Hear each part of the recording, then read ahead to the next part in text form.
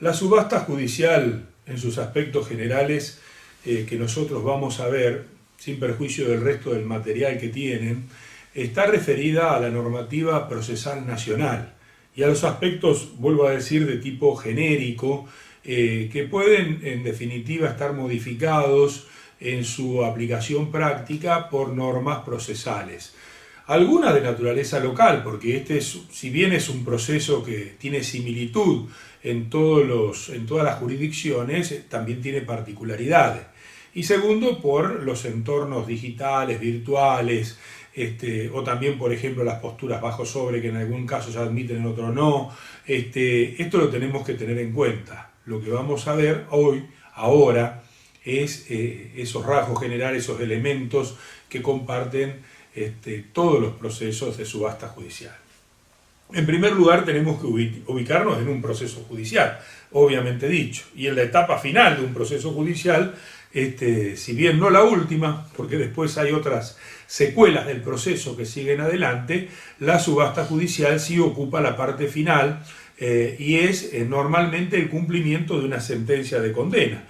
¿Puede haber subastas judiciales que no sean derivación de una sentencia de condena? Sí, pero esas normalmente tienen pautas especiales, pueden ser la culminación de un proceso por acuerdo de partes y realización de bienes a través del procedimiento de subasta judicial. Pero en este caso estamos hablando de la subasta judicial como el cumplimiento de una sentencia de condena.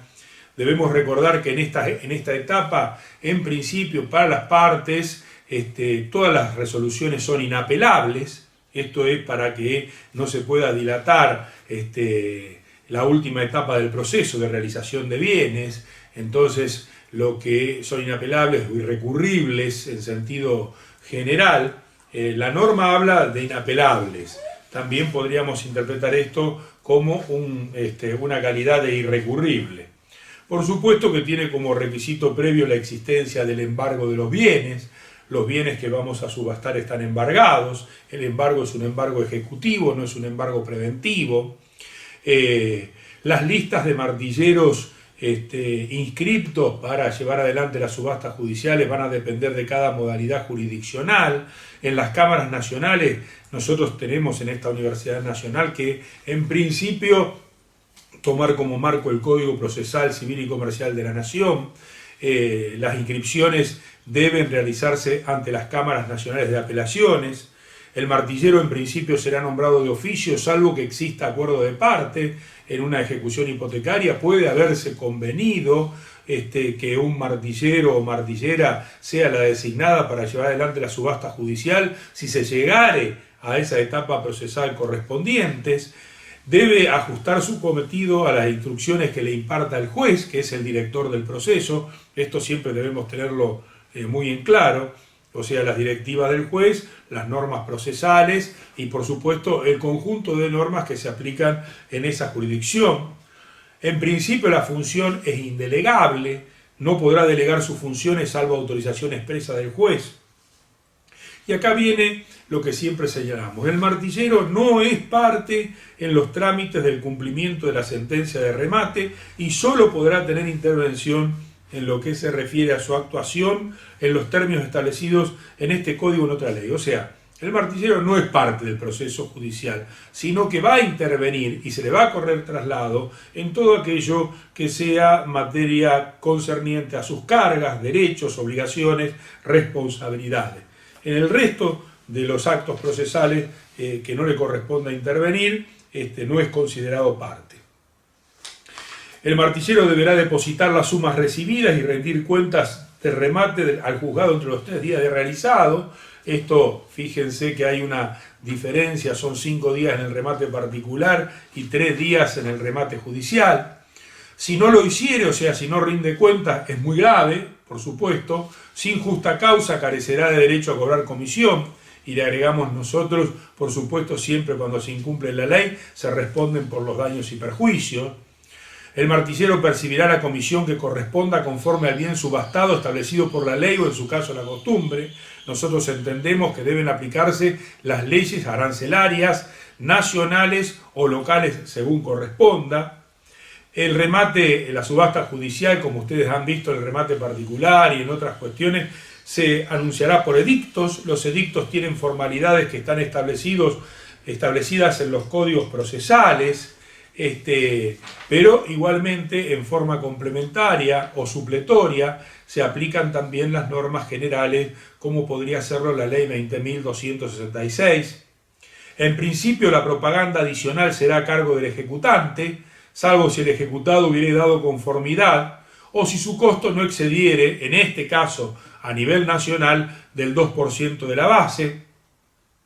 La subasta se va a realizar siempre en el expediente, cuando son varios expedientes que refieren a un bien embargado y a subastar, en el que estuviere más adelantado en su trámite.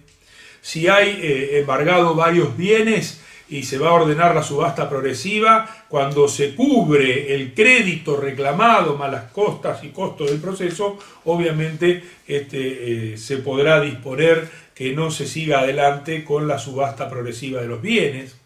A nivel nacional se admiten las posturas bajo sobre, cualquiera sea la naturaleza de los bienes a subastar, a pedido de parte o de oficio, el juez podrá disponer que se admitan posturas en sobre cerrado, en las condiciones que fije, que deberán indicarse en los edictos y en su caso en la propaganda respectiva.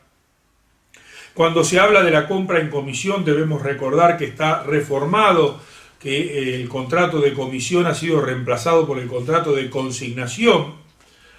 Allí la normativa procesal nacional establece que cuando alguien compra en comisión, acá sería en consignación, el comprador deberá indicar dentro del tercer día de realizada la subasta el nombre de su comitente en escrito firmado por ambos. De lo contrario, quedará consolidada la compraventa en nombre del adquirente. Obviamente que también el martillero puede solicitar al juzgado la adopción de las medidas necesarias para proveer a la regularidad del remate y al mantenimiento del orden que asegure la libre oferta de los interesados. Este es un tema que tiene mucha trascendencia práctica, porque muchas veces llegamos a la subasta judicial como consecuencia de un proceso complicado. La subasta es una subasta pública, y por lo tanto es absolutamente necesario que el martillero siempre solicite las medidas necesarias al juez actuante para mantener el orden que asegure la libertad de oferta de los interesados. Trae también el Código Procesal de la Nación normativa específica en materia de bienes muebles o semovientes, donde un aspecto principal es todo aquel referido al secuestro de los bienes. Luego también hace referencia a la subasta de bienes inmuebles y establece los recaudos previos, ¿no? Acá en los recaudos previos, en los bienes inmuebles, es importante los informes previos sobre la deuda por impuestos, tasas y contribuciones, las deudas por expensas comunes si fuere un bien sometido al régimen de propiedad horizontal, sobre las condiciones de dominio, embargo e inhibiciones según las constancias del registro de propiedad inmueble. Ahí tiene un plazo de vigencia que va variando según las leyes procesales. También se intimará al deudor para que dentro del tercer día presente el título de propiedad del inmueble, bajo apercibimiento de obtener testimonio a su costa. Bueno, esto es fundamental, el título tiene que estar agregado y si no lo agregó por la intimación el ejecutado, nosotros debemos solicitar que se pida un segundo testimonio. No se realizará la subasta mientras no se haya agregado el título o en su caso el testimonio. Podrá comprobarse judicialmente el estado de ocupación del inmueble si las circunstancias así lo aconsejaren. La práctica lo que indica es que siempre tenemos que llevar adelante la constatación del estado de ocupación del bien para después no estar ofreciendo en subasta pública judicial un bien que no sea correspondiente con las condiciones que tiene en la realidad. Respecto del lugar donde debe realizarse, ha habido siempre muchos inconvenientes cuando hay varios procesos judiciales vinculados a este bien. Oportunamente se fijará el lugar donde la subasta debe realizarse, que será donde tramita la ejecución, o, alternativamente, el de ubicación del inmueble, según lo resolviere el juez de acuerdo con lo que resultare más conveniente, o sea que es un juicio de conveniencia. Se establecerá también el día y la hora, que no podrán ser alterados salvo autorización del juez o acuerdo de parte expresado por escrito. Entonces, aquí tenemos una alternativa. ¿Dónde se va a llevar adelante la subasta judicial? Dos posibilidades: donde tramita la ejecución o el lugar de ubicación del inmueble. Normalmente el lugar de ubicación del inmueble, por supuesto, esa cercanía va a permitir, con una publicidad adecuada, que la subasta judicial tenga más interesados. Respecto de la base, si no existiera acuerdo de parte, se fijará como base los 2/3 de la evaluación fiscal actualizada correspondiente al inmueble. Y si no hay evaluación, iremos a un procedimiento de tasación. El martillero requerirá al comprador, al adjudicatario, realizado el remate, la constitución de domicilio en el lugar que corresponda al asiento del juzgado. Acá vemos que el remate en el Código Procesal Civil y Comercial de la Nación, la secuencia que trae la Ley 2266 no está prevista, por lo tanto debemos ir a las normas de la 2266. Dentro de los 5 días de aprobado el remate, el comprador deberá depositar el importe del precio que corresponda al contado en el banco de depósitos judiciales. Bueno, acá hay sanciones para articulaciones infundadas del comprador. El comprador puede pedir la indisponibilidad de los fondos. El comprador que hubiere realizado el depósito del importe del precio podrá requerir su indisponibilidad hasta tanto se le otorgue la escritura o bien se inscriba el bien a su nombre. Y aparece en la parte final de la regulación un aspecto que es muy interesante, que es el sobreseimiento del juicio. O sea, que el ejecutado puede liberar el bien subastado aún después de realizada la subasta.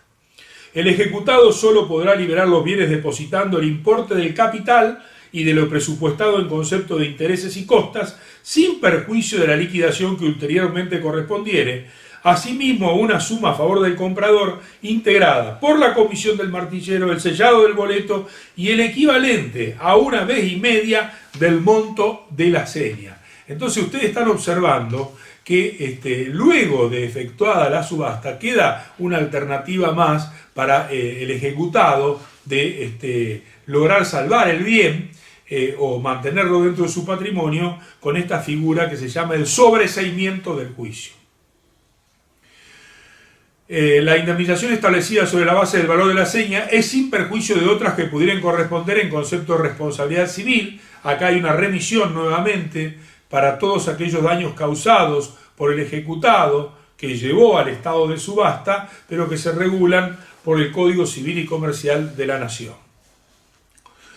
Cuando por culpa del postor, cuya oferta hubiese sido aceptada como definitiva en el acto de remate, la venta no se formalizare, se ordenará un nuevo remate, sin perjuicio de las responsabilidades que correspondan al postor remiso, que será responsable de la disminución real del precio que se obtuviera en la nueva subasta, de los intereses acrecidos, de los gastos ocasionados y de las costas causadas con este motivo.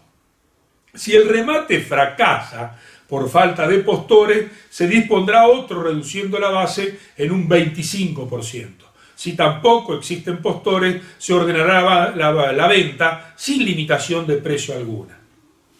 La venta judicial, y esto es importante, solo quedará perfeccionada una vez aprobado el remate, pagado el precio o la parte que correspondiere, si se hubieran otorgado facilidades, y luego de realizada la tradición del inmueble a favor del comprador. O sea, hay 3 condiciones: aprobado el remate, pagado el precio y realizada la tradición del inmueble a favor del comprador.